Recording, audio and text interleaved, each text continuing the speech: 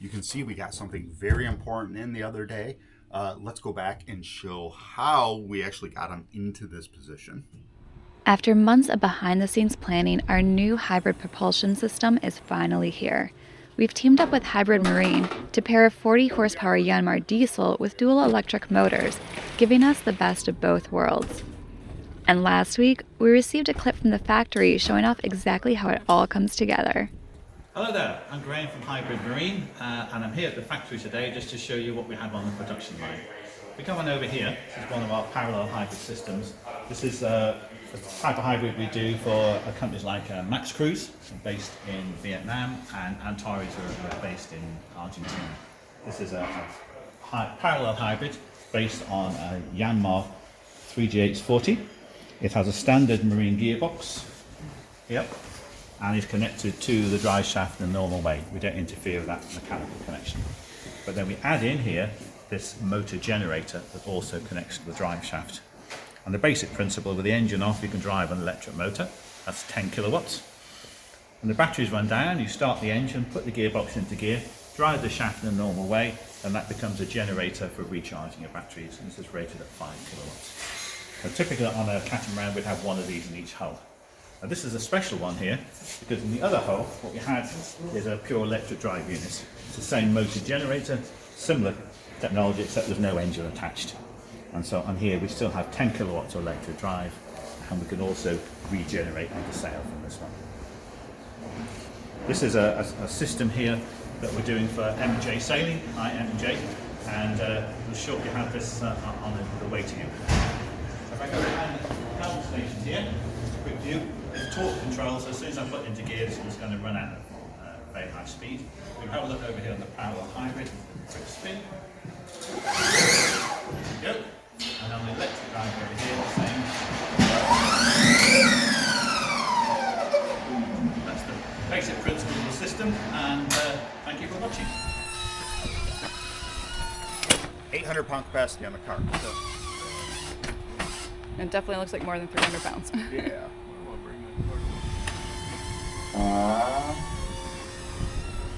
Say something interesting. Boat motors. When the time's right, we're gonna get all that's good. When the time's right. We're gonna be able to get around our pile of junk? No, we'll move it.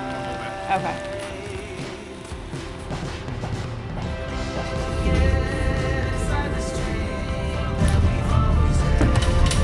Right here, I got it.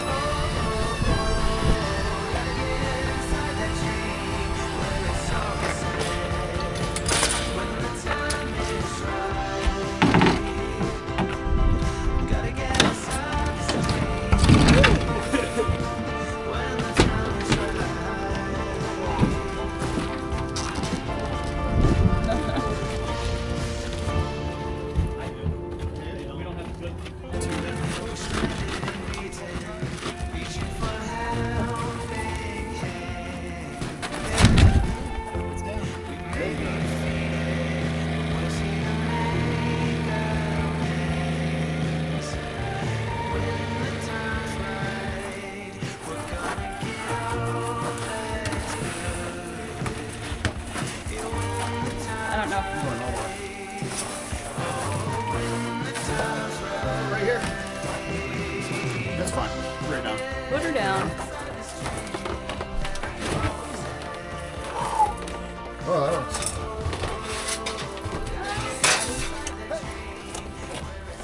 it's a boy. Ooh, it's an electric motor. Pretty.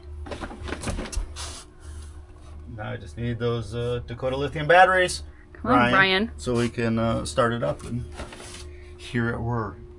You gonna do this one or not? You want it still under the plastic, and then you don't have to worry about it springing out of it. It's like just kinda- What? Wow. I keep looking at it from the wrong angles, man. Oh, look at this! I've never gotten a new engine before. All right, now Vanna White it. Huh? Vanna White it. Do I clear? Oh, that is awesome.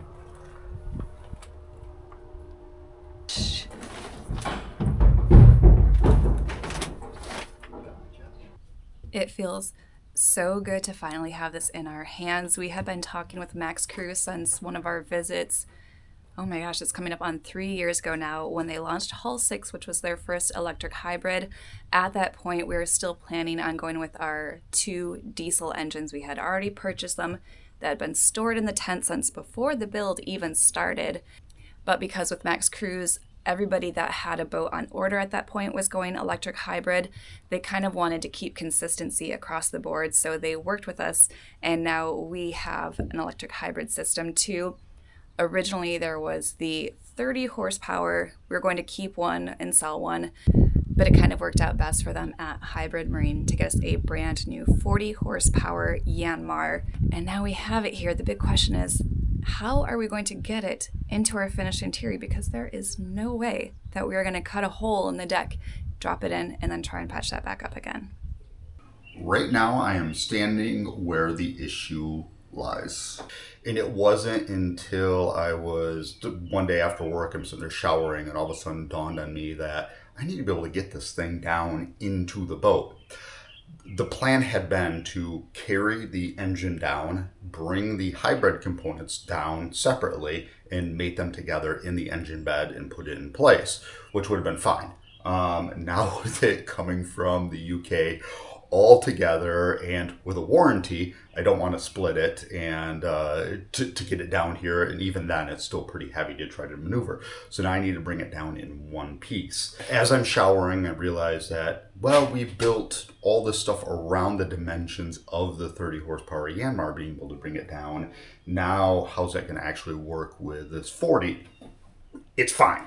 We're width-wise, we're fine. It's okay, the angle with the length of it, being able to angle down and bring it down into the engine bay itself. The problem is the height. It's a fairly tall engine combination, ignoring the hybrid components because those are the same basic overall height. It ends up being that I have between the floor here and this edge here, and it's actually the same dimensions coming through here and here. We specifically designed this opening with that in mind.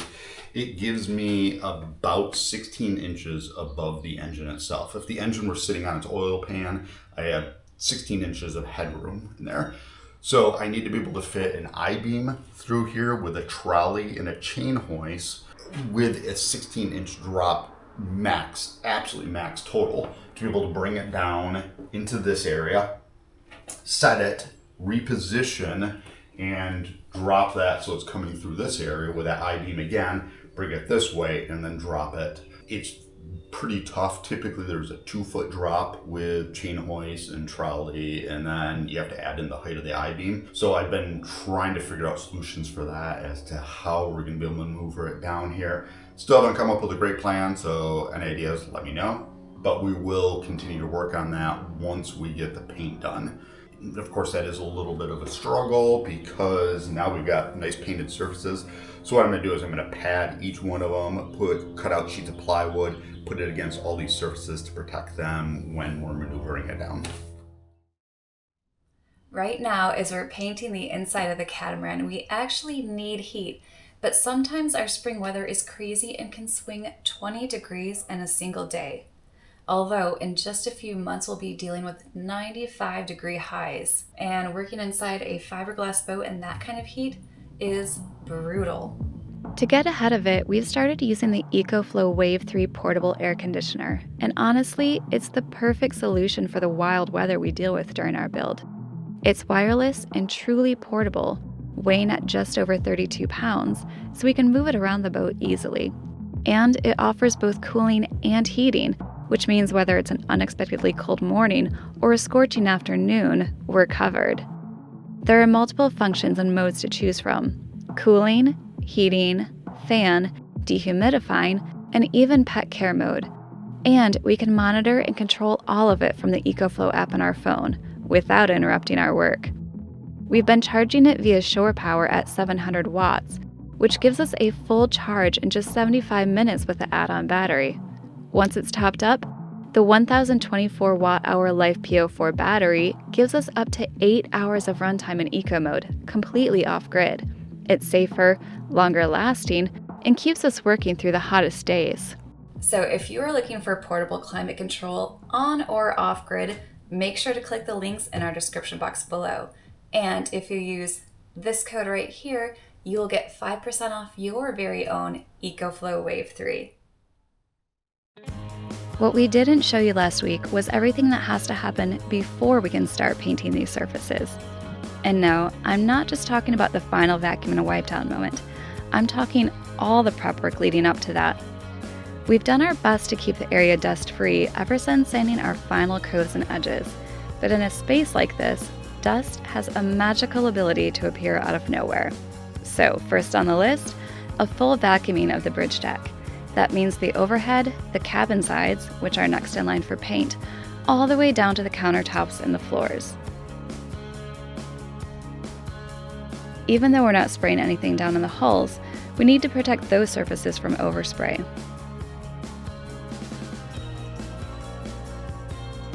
This also meant I had to vacuum around some already plastic wrapped areas, which is like navigating a maze where the walls are clingy and slightly judgmental.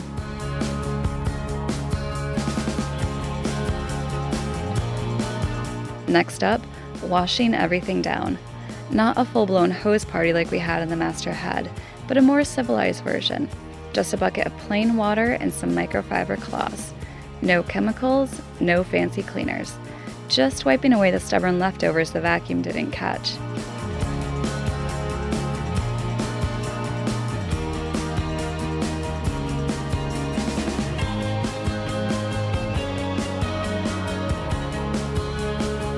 As for the window openings on the cabin sides, they're technically covered by shrink wrap on the outside, but the inside edges of the window actually get sprayed, and since the plastic is pulled tight to keep the rain out, the fan of the spray gun ends up hitting the surrounding inch or two as well. Then the paint dries on the plastic, flakes off later, and we're left chasing down static cling paint specks that act like they've signed a lease. So instead, I've made some temporary plastic covers for each window, cut to size and taped in place just for this section of the paint job.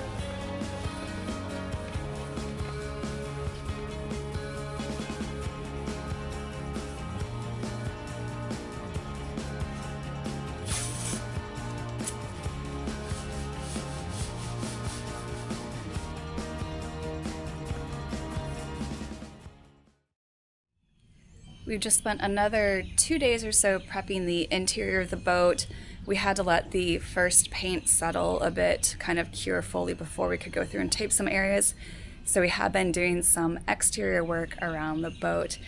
But now Matt's here to let me in, and we're gonna get through with the next stage of painting, which includes the bridge deck, which I think is gonna be the biggest change visually because we don't have just that artificial light. We'll be able to see the sunlight coming in.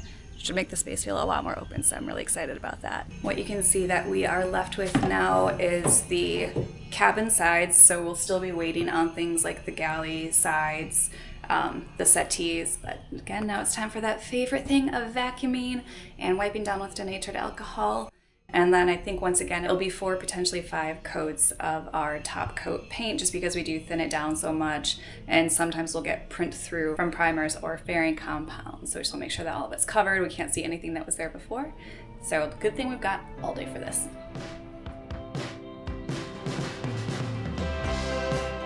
Yes, I know we just vacuumed this entire area yesterday, but apparently dust has zero respect for our schedule. It continued to waft through our interior overnight like it had unfinished business. So here we are again. I just encountered something while vacuuming that I definitely would have expected on our last build in Florida, but not up here in Maryland in early spring. I apparently sucked up a bug or mosquito or something into these, didn't really realize it, and then I kept brushing it around. So now I have dead bug guts just smeared on the surface we're about to paint. That's nice. Ugh. Good thing we're doing a wipe down. So now I gotta fish that guy out of there so I don't smear him around anymore. Smush bug guts aside, the final vacuuming is actually a pretty quick job. Once I made my way through each area, Matt followed right behind with a wipe down using denatured alcohol and microfiber cloths. We had a few people ask why we don't use tack cloths to capture any remaining dust, but the alcohol does a better job of removing any lingering contaminants or oils from our skin, giving the paint the cleanest surface possible to bond to.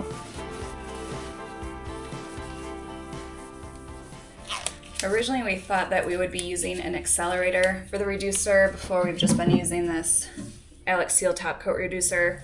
Most of the days we've been doing it before, it was upper 50s, lower 60s. Today is a high in the upper 70s, and right now inside we are already sitting at 77. So gonna stay with that reducer, but hopefully we won't have to wait quite as long between rounds. We're giving it maybe 45 minutes to an hour before. So we'll just kind of have to see how it goes on. I think we'll do the first coat, then it'll be time to break for lunch anyway, so that will get 45 minutes or so. Come back, check it out, see how it's doing, and then just progress from there.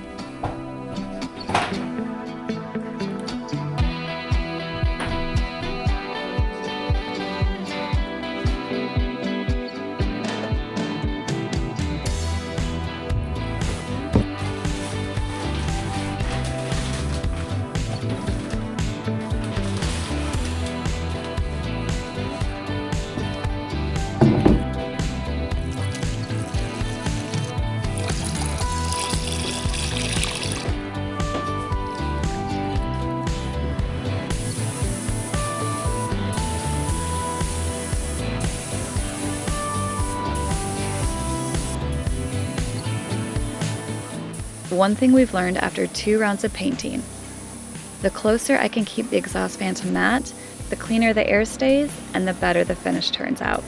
Whenever possible, I held the fan in my arms, just below the level he was spraying, instead of letting it run from the floor. We also brought in the big guns this time. A large fan with a fiberglass cloth stationed right at the sill of the cockpit, hoping to suck up any rogue particles before they had the chance to settle. Even with our full face masks on, which yes, get a little cloudy and hard to see through mid-spray, the shiny top coat going down looked incredible. These surfaces originally had factory gel coat, which we sanded off so it could match the interior paint, but the transformation of the space still felt well deserved because this time it was being done by our hands.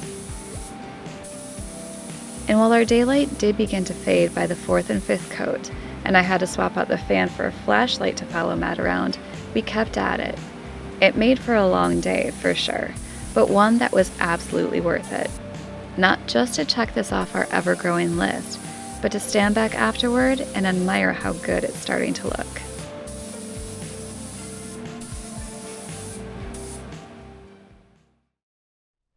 So now we are back in here after painting, and the protective plastic on these surfaces has been removed because that is the next stage. Potentially the last, maybe the second to last, but Matt and I both agree how the cabin sides turned out. Looks absolutely amazing. We're so pleased with how it looks. And you can see the very distinct line of where we had taped it off. So Matt has been going through today and kind of just like wet sanding to blend it in, and then our next tape line will be further in. So like this inch or so here will blend the 2 lines together.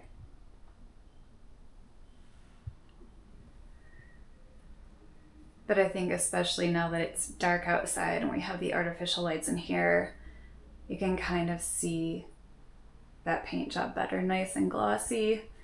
And then this will be done soon too, it'll all blend in together. We still have the holes kind of taped off in some areas. We'll have to go back and of course tape off our master berth and other things like that. And you can see behind me, even though we haven't painted the settee yet, because it has the whitish primer, it's all starting to blend in together now. I actually can't believe how much it's starting to look like a finished boat. So I'm so excited for that next step. And then we get to take all of this knowledge that we used in here and transfer it to the exterior as we take all of those seams and start to get them into one piece. So make sure to stay tuned like the next 1 to 2 episodes when this painting should be finished. We'll be doing a ton of work outside, and Matt will be continuing to figure out how we're gonna get those engines down in the berths.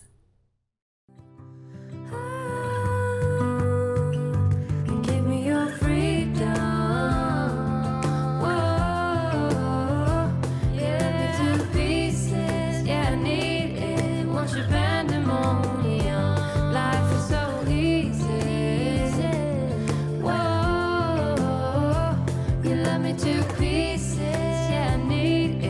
want your pandemonium.